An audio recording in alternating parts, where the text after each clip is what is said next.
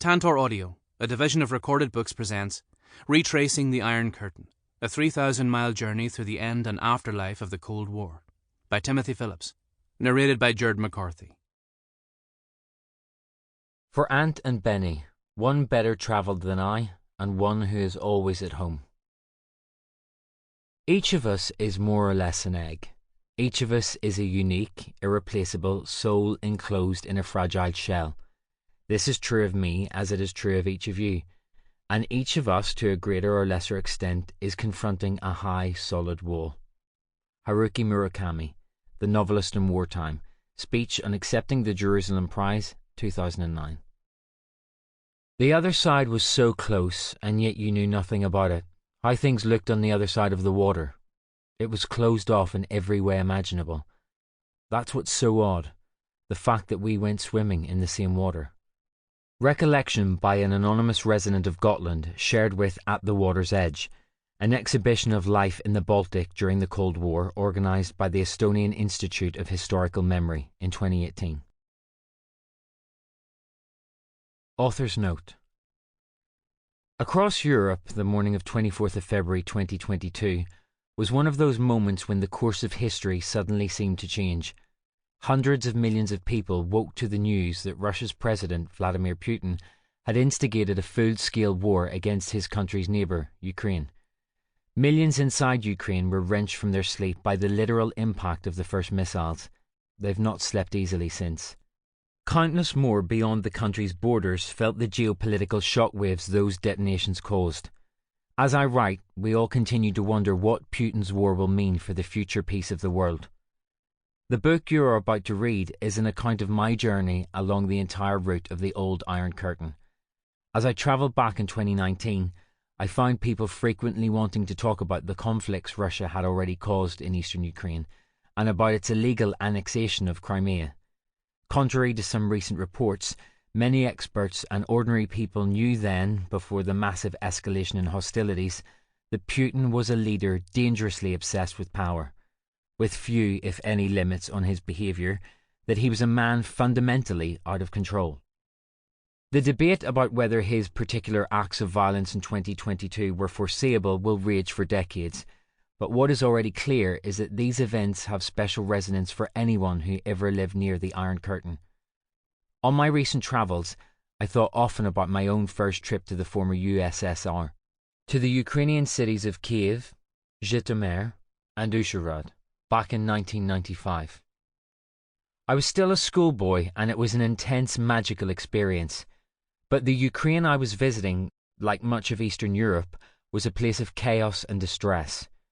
Ukrainians have come so far in the intervening decades, and now those in the Kremlin with an addiction to the past are trying to destroy their gains, as well as Russia's own progress, as they pursue a nostalgic misreading of what Russia really deserves.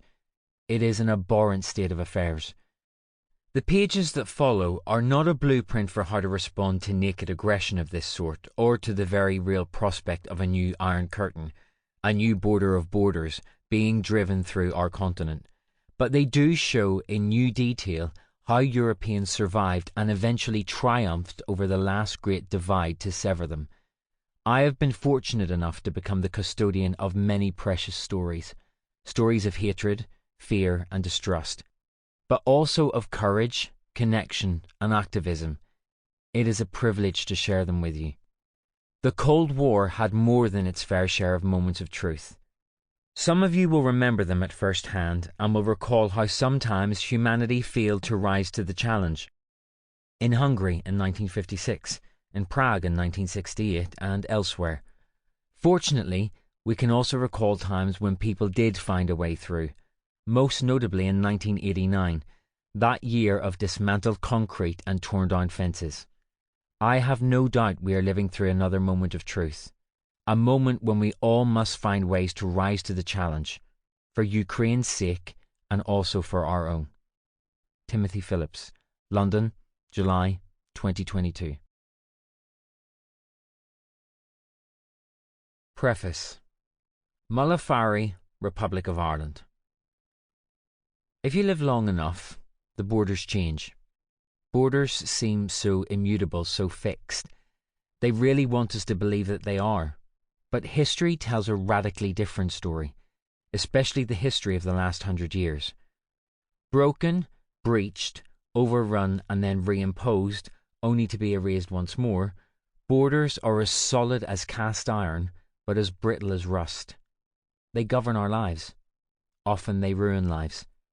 In many ways, they are the ultimate proof of a state's power, but they are also the work of transient men and women, and as such, are transient themselves.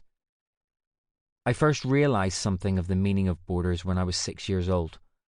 I grew up in Northern Ireland in the Troubles, and for my parents, as for just about every other adult, the rhythm of daily life was punctuated by news of bomb attacks, incendiary devices, kidnappings, kneecappings, and murders, all motivated in one way or another by a border. There were plenty of children whose lives were blighted by these events, but I was fortunate to have no direct experience of them or of the border, until one day when I ended up in a car heading south with my little brother, my parents, and my maternal grandparents. We often went for drives as a family, but I remember it was clear from the start that this particular excursion was different. There were constant mumblings among the adults about how long the journey would take and which route it would be best to use. I also recall some out-of-character nervous hilarity about the things that might go wrong. In those years, the mid-1980s, Protestants like us tended not to cross the border much, and so, as I now understand, the very fact of the trip was causing heightened anxiety. My grandfather had purchased a new road map for the occasion, and I demanded to be map reader. I'd never really looked at a map of the whole island of Ireland before, and I had not, at least not in memory, visited the Republic. Both on paper and in reality, this was to be my first encounter with a border. We set off from home near Belfast in a really crowded car and drove for about an hour through the north. I remember a growing sense of anticipation as we approached the borderline. I can hear my mum telling me and my brother to sit quietly as we entered a slow-moving queue of vehicles that ran up to a checkpoint. My granny supported her, saying that our daddy needed to be able to concentrate now. Some kind of chicane was operating. At the checkpoint itself, the driver of each vehicle was required to wind down their window and answer the questions of a member of the British Security Forces. "Where are you going today, sir? Is it your own vehicle, sir? Would you have some identification on you, sir?" I would realise in later years that the patter was pretty unchanging, and usually delivered with the same thin veneer of politeness. Even on this first day, I sensed how the adults in the car bristled as my dad gave his staccato replies. As so often at a border, the power of a state had revealed itself, and all of us had been made to bend a knee. Soon we were on our way again on a tentative new odyssey in an unfamiliar land. I remember my instant fascination with never-before-seen road signs, the different feel and sound of new road surfaces, and the unusual makes of car that we saw, as well as new adverts with new fonts and even a new language. I remember how the adults began and then continued for the rest of the day to make comparisons. Was this or that thing better or worse than in Northern Ireland? Mainly worse, it seemed. Was this or that thing better or worse than the last time they had been down here many years before? Mainly unchanged. And there were other conversations too, about politics and terrorism and the sympathies and notorious hardline views of the people in this border area. My brother and I took note of each strange place name, only some of which our elders could tell us how to pronounce. The Gaelic words for the south, the north, Galway, Dublin and Derry all appeared frequently on signs, written up in an odd italic script, and we clumsily tried to say them aloud. I was struck by how each settlement we passed moved us further from the border I could see marked on my map. I had the feeling of going deeper and deeper into foreign territory. Granny told us we would know we were nearing our destination when we reached a place called Ballysadare, so we watched hawkishly for the distance markers featuring this name. We invented, if that is not too strong a word for it, a song which we sang endlessly in the back of the car. Are we near to Ballysadare? I want to go to Ballysadare. When will we get to Ballysadare? Granny had picked the place because it featured prominently on the new map. So all of us, adults and children alike, laughed a lot when we finally arrived at the settlement and it flashed past in seconds. The tiniest of villages. This gave our song a concluding line. Blink and you'll miss it, Ballysadare. What was this trip for? To my young mind, that was the most perplexing thing of all.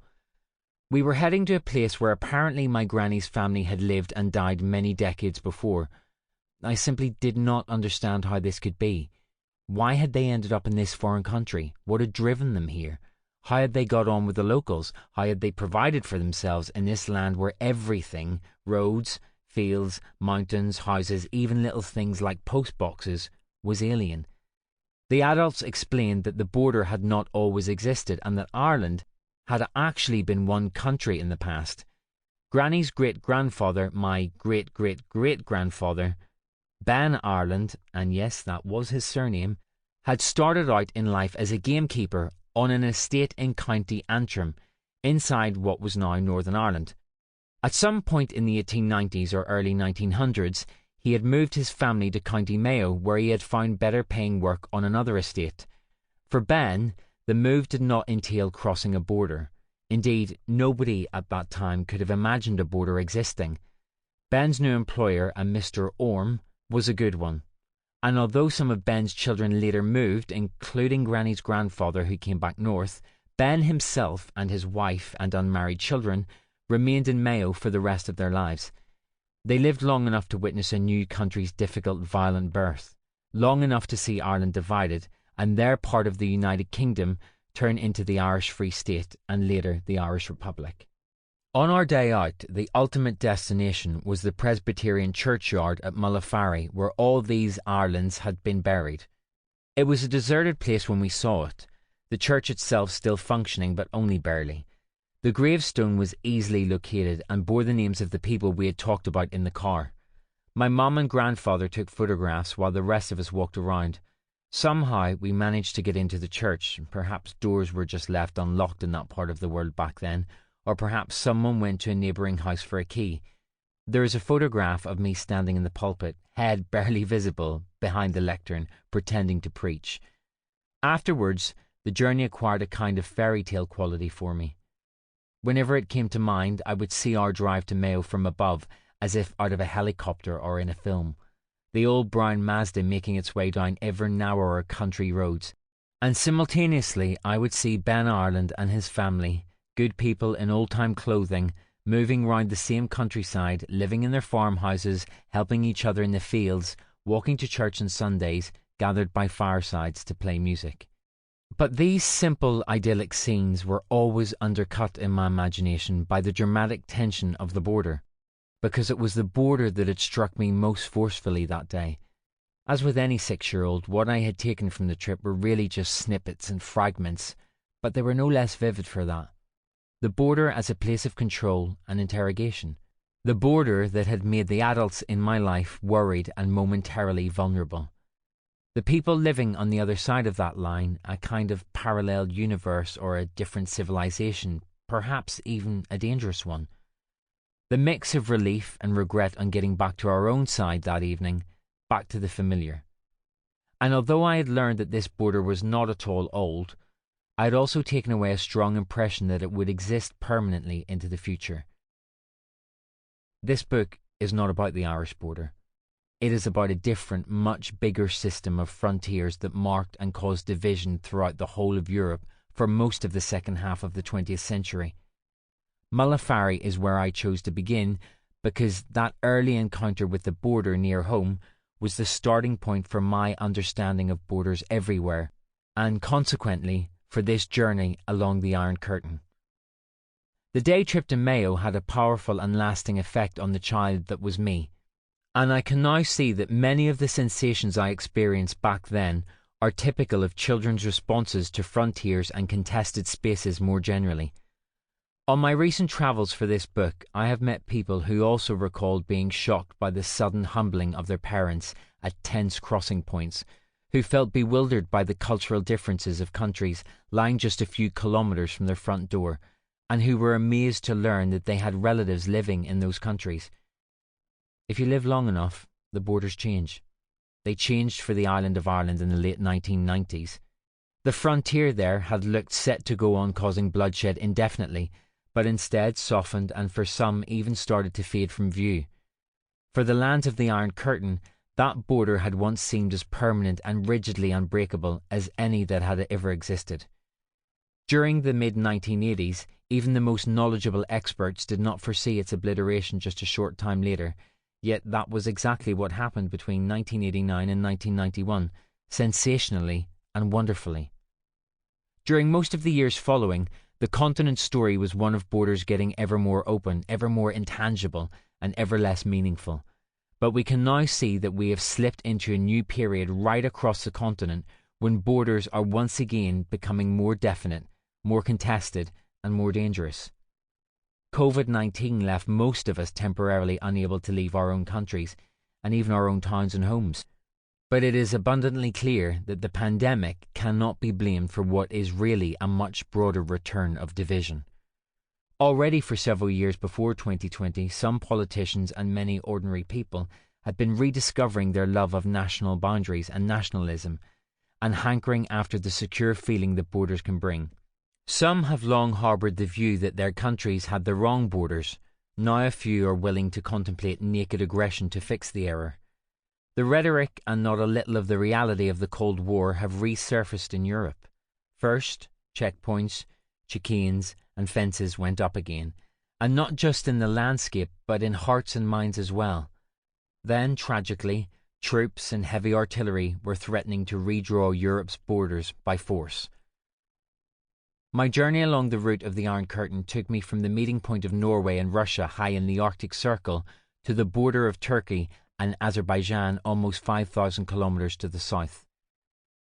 Let me pause for just a moment before we set off together, because I realise that both my use of the term Iron Curtain and the parameters and itinerary of my journey immediately raise questions.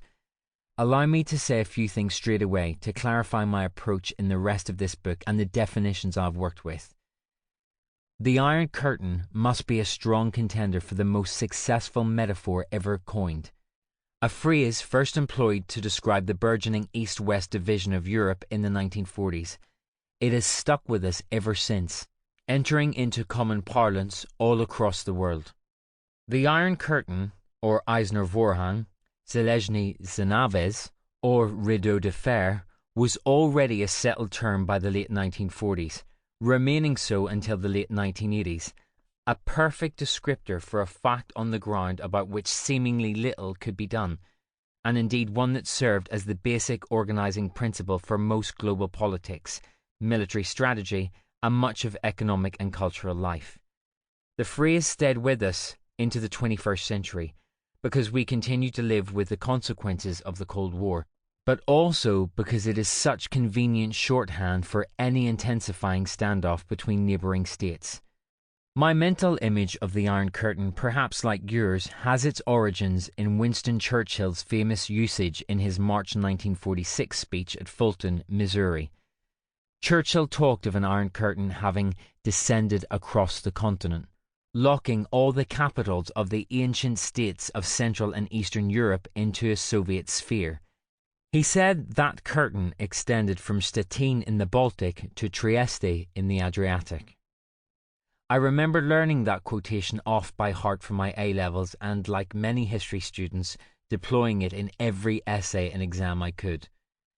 I thought Churchill had coined the metaphor, and it was only recently that I discovered he was not the first person to make the comparison between Soviet policy and a theatrical Iron Curtain, the safety screen that descends to separate audiences from a stage during play intervals.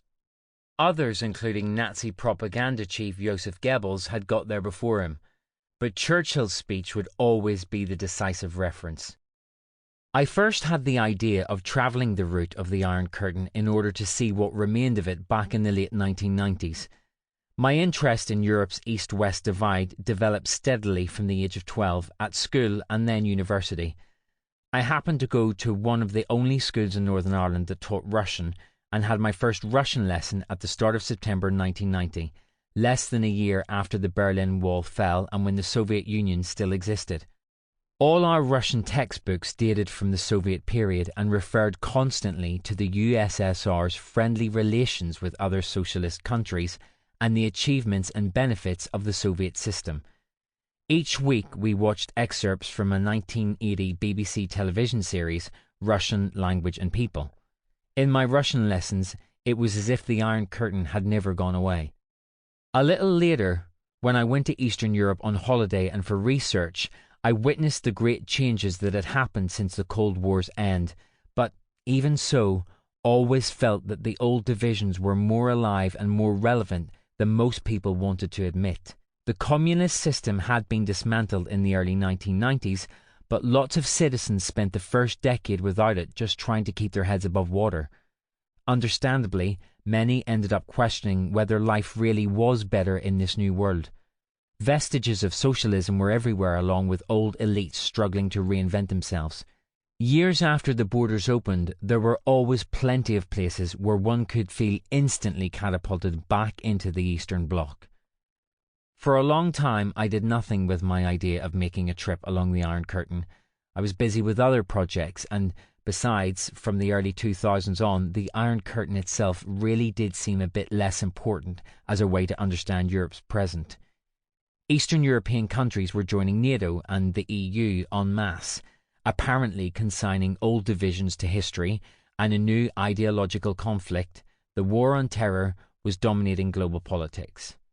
Then, after the UK's Brexit referendum and Donald Trump's election as US President, with Vladimir Putin becoming ever more daring in his foreign policy and Pegida and Alternative for Deutschland flourishing in Germany, I found myself thinking of the trip again. Some old wounds from the Cold War seemed to be opening up once more, and many of the lessons the world learned during the conflict looked like they were being forgotten.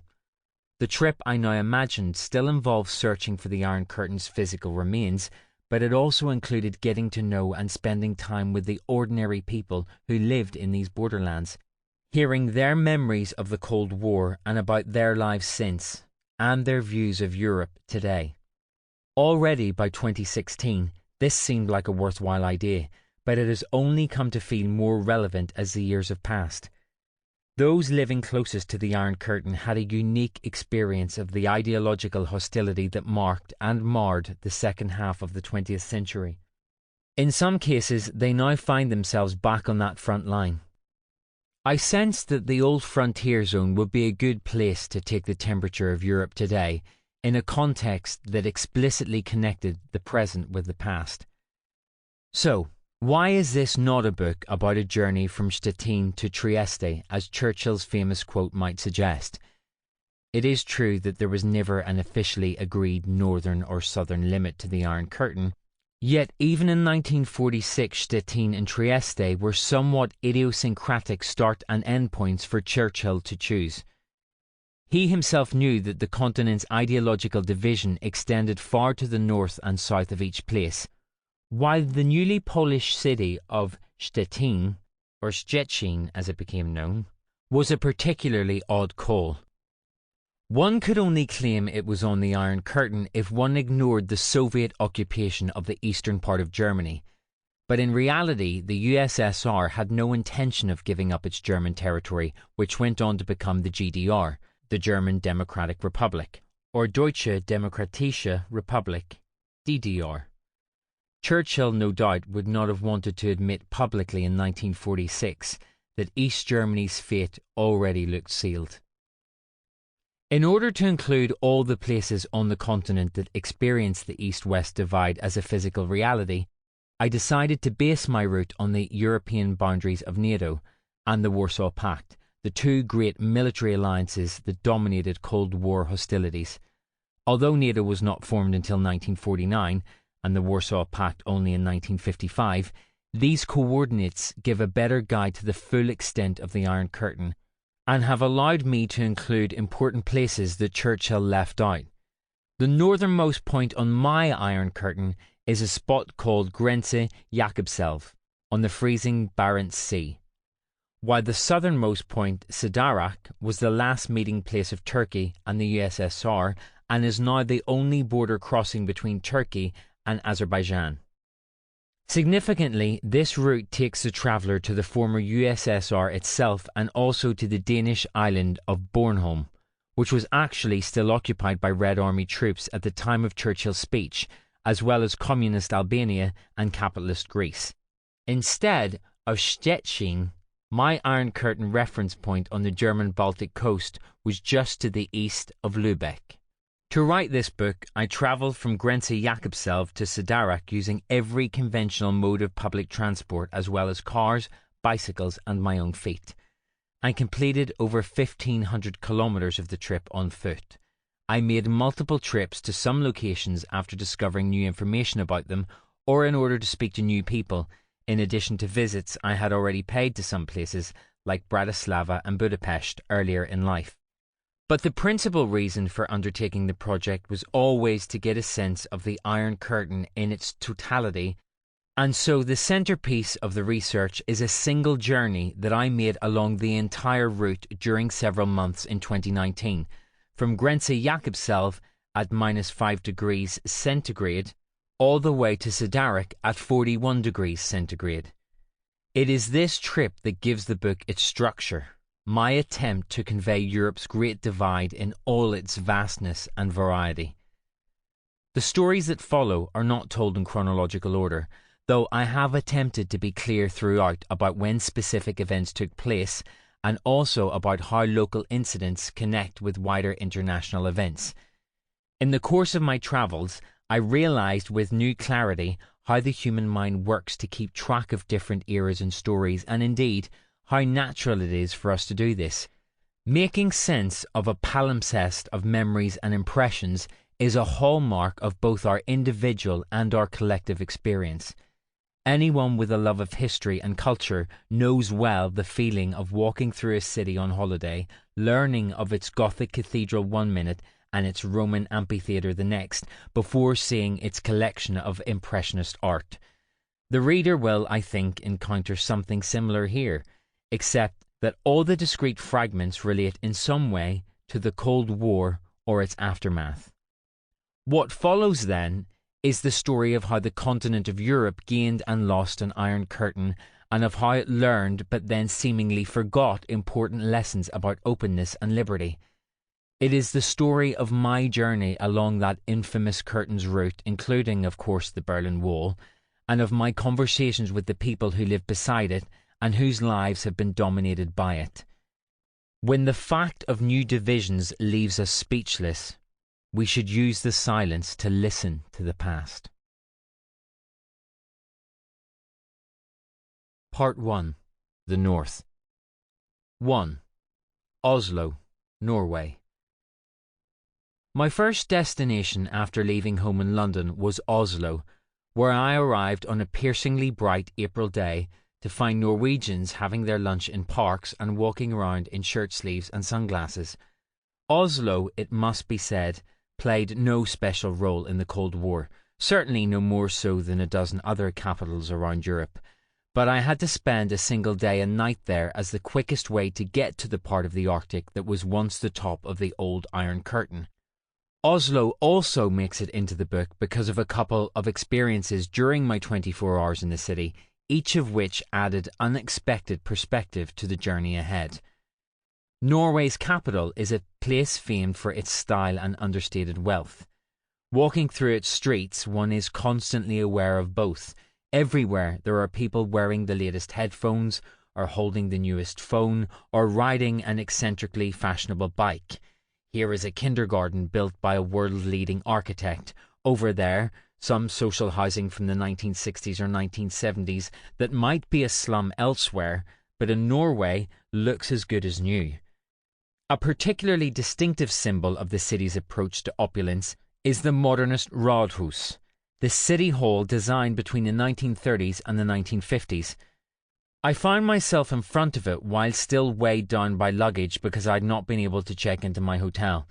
The scale of its exterior with two enormous skyscraper-style towers encourages the viewer to stand and gape, especially when the backdrop is a perfect blue sky. But this brick self-confidence is also tempered by Nordic playfulness in the form of statues, murals, tapestries and mosaics. It was only when I got inside that I found out that this was the location of the annual Nobel Peace Prize ceremony. Suddenly my thoughts went to what I remembered of the old East-West struggles over Nobel Prizes through the years. Here was one of the many thousands of contexts in which the continent's ideological rifts had played out, contexts which were never likely to lead to all-out war. Sample complete. Ready to continue?